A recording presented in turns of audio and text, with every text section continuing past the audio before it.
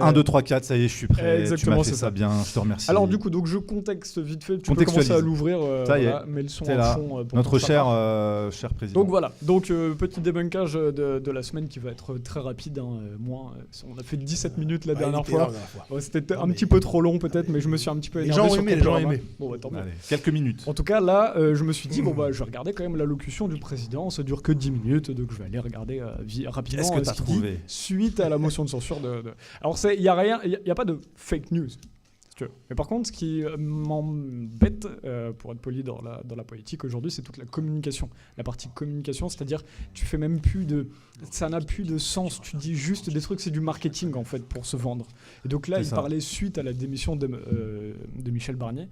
Et voilà, donc on va regarder quelques petits extraits. Je n'ai pas tout pris, j'ai vraiment pris quelques petits extraits parce que j'ai pas envie qu'on doit respecter notre quota de Manu par jour, franchement, par semaine. Il occupe beaucoup trop nos pensées, ce monsieur. Voilà, donc j'ai pris 4 petits passages, je crois 4 ou 5. Donc voilà, on va commencer par le premier. Je vais enchaîner. Allez, c'est parti. 40 secondes. Allez, let's go. Et l'extrême gauche se sont unis dans un front anti-républicain. C'est de leur faute. Alors, anti-républicain, ça marche quand tu élis un bon Premier ministre, pas qui était... Vas-y, est-ce que tu as la suite là? Sa nomination comme Premier ministre évoque pour la gauche un déni de démocratie. Ce n'est pas le nouveau Front populaire, ce sera un membre parmi d'autres d'un parti qui a été le dernier. Parce que la gauche a dénoncé comme étant un coup de force d'Emmanuel Macron. La compréhension, la frustration sont grandes chez certains. Je pense qu'on prend les mêmes et qu'on recommence. La gauche est quand même arrivée en tête. Il n'y a personne qui les représente. C'est pas tellement logique. C'est un film historique. Et je dois dire ma sidération, c'est un déni de démocratie. Alors, je suis allé jusqu'à mettre Clémentine Autain dans mon truc, tu vois. Donc, c'est dur. Clémentine Autain qui débunk Emmanuel Macron, faut y aller. C'est vraiment costaud. Mais c'est pour la bonne cause. C'est intéressant parce en début d'année. T'es parti sur quoi là? Je suis sur le 2. Ah oui, non. En gros, là, il nous parle d'anti-républicain, mais derrière... C'est-à-dire que le mec lance la dissolution. Exactement. Il ne respecte pas les résultats de la dissolution. Exactement. Des élections législatives qui ont clairement pas donné Barnier en tête, le LR. Tout à fait. Et après, il dit que ceux qui ont voté la censure, qui fait partie de la Constitution, ça fait partie, c'est une règle qu'on peut utiliser, sont anti-républicains. Ah, exactement. C'est fort. Donc voilà. On peut aller sur le deuxième petit extrait, tant qu'on y est, on va les enchaîner. Puis, en début d'année, ce gouvernement préparera un nouveau budget. C'est nécessaire pour en effet protéger les Français des hausses d'impôts mécaniques liées à l'inflation, parce que je refuse que les Français paient la facture de cette censure. Oh, il est gentil. Et moi je crois Emmanuel Macron, mais alors du coup je suis allé écouter ce pauvre petit artisan là. Plus de nous, les petits artisans, les honnêtes travailleurs, ceux qui se cassent le cul tous les jours pour faire tourner ce putain de pays, nous on nous laisse crever la bouche ouverte. Voilà, et ça, il y en a marre. Moi, de toute façon, dès que je peux, que j'ai assez, je me casse de ce pays. Quand il n'y aura plus personne pour payer, je vous souhaite bon courage. Vraiment, bon courage, monsieur Macron. Merci. 7 ans que t'es là, t'as rien fait, t'es un gros menteur. Ah, moi, j'ai toujours envie de croire Emmanuel Macron. Je continue, donc on va écouter la suite. Lui, il était bien énervé. Qu'est-ce qu'on a ensuite ? Au bon fonctionnement de nos institutions, à l'indépendance de notre pays et à votre protection à tous. Ah, il est sympa. Je le fais depuis le début, à vos côtés, à travers les crises sociales. Un homme, bras tendu, fait face à une trentaine de policiers, tous armés de flashballs. Une première balle de flashball l'atteint. Mais non. Elle fait mal, ça. Putain. Puis une deuxième, dans la jambe, quelques secondes plus tard. Ah ouais, d'accord.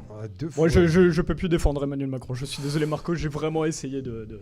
À un moment donné, il était un peu hostile, le monsieur, quand il est l'oreille comme ça. Ah oui, c'était un danger pour la République. Il a froncé le sourcil. Il a froncé le sourcil. Ce que j'ai beaucoup aimé aussi, c'est la partie... Alors, c'est pas de la communication d'Emmanuel Macron, mais regardez bien la traductrice au moment... Donc c'est le mandat que vous m'avez démocratiquement... Attends, on remet au début, là, je continue, je finis. Regardez bien la traductrice au moment où pour tous ceux qui voient la télévision, c'est le moment de l'émission où il s'exclut de s'exclure.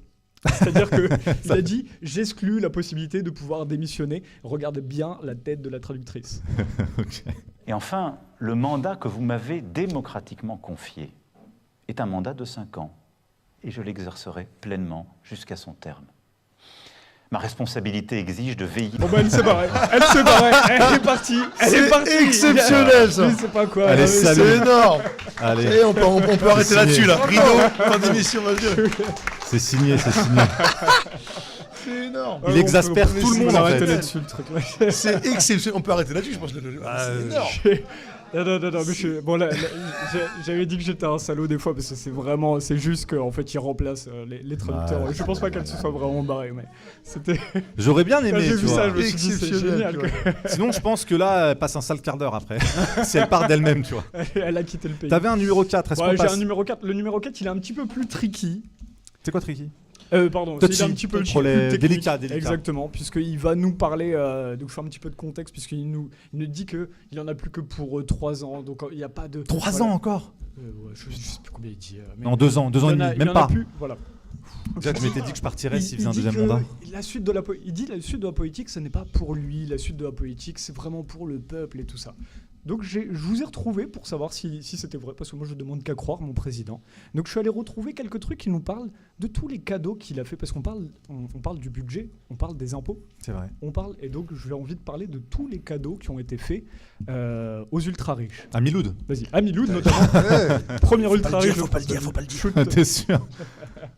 Vous le savez, je ne pourrai pas me représenter en 2027. Ah ouais. C'est pourquoi le seul calendrier qui m'importe n'est pas celui Non. des ambitions, c'est celui de notre nation. Ah. Au fond, celui qui compte pour vous, pour nous. Donc là, on va se Il est voir. sympa. J'ai fait une petite sélection. Vous allez voir de quelques trucs qui parlent de sa politique, justement, qui va commencer. Pour les plus riches, le bénéfice vient essentiellement de la nouvelle taxation du capital, c'est-à-dire essentiellement les actions d'entreprise. Elles ne sont plus soumises à l'impôt sur la fortune et elles sont taxées par un prélèvement forfaitaire unique. La richesse des 1% les mieux dotés est essentiellement constituée de ce capital, d'où ce fort bond.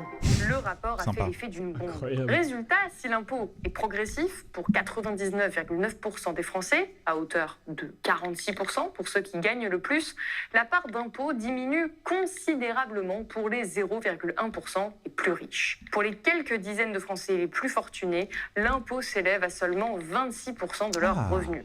Oui, c'est-à-dire qu'on est passé à une violence de classe, à une violence oligarchique, des cadeaux faits aux plus riches tout de suite, très vite et à des niveaux que n'atteignait pas le bouclier fiscal de Nicolas Sarkozy. Mais à part ça, du coup, il se bat pour les gens. Qui avait dit on est dans une guerre de classe et ma classe est en train de gagner? Warren Buffett, la deuxième fortune à l'époque Voilà. du C'est un monde peu ce qui derrière se Bill passe, Gates quoi. à l'époque. Ils sont en train de gagner, en tout cas sur Qui était un le trader. terrain économique, ouais, c'est ça. Exactement. Et écoute, Bon, bah voilà, j'ai fini ma petite chronique. Bah on n'a pas à se plaindre. Ouais. On mérite les riches on a les riches que l'on mérite. Non mais Merci les amis.